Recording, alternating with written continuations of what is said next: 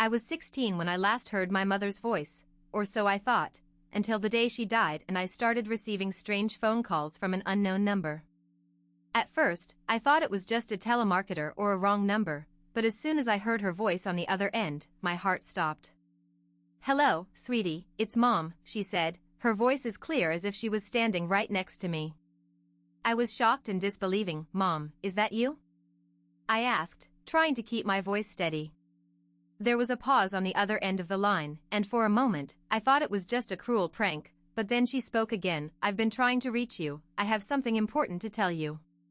And I was skeptical, but at the same time, I couldn't shake off the feeling that it was really my mother's voice. We talked for hours, and she told me things that only she would know.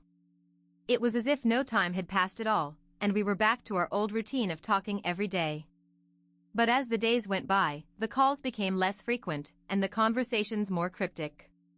She would say things like "be careful" and "don't trust anyone," but when I asked her what she meant, she would just say "you'll know when the time comes." And I started to feel like I was losing my mind, wondering if I was just imagining the whole thing. But then, I began to experience strange occurrences around the house. Doors would slam shut on their own, and I would find objects moved from their usual places. It was as if my mother's presence was still with me, watching over me. One night, I woke up to the sound of my mother's voice whispering in my ear, "Get out while you still can." I didn't know what to do, but I knew I had to take her warning seriously. And the next day, I packed my bags and left the house, not knowing where I was going or what I would find. As I looked back at the house, I felt a chill run down my spine. I knew that I would never be able to go back, not after what I had experienced.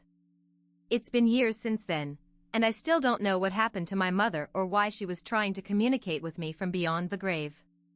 But I do know that I will never forget the sound of her voice, and the feeling of being watched that still haunts me to this day. As I reflect on those events, I realize that sometimes the things that can't be explained are the most real.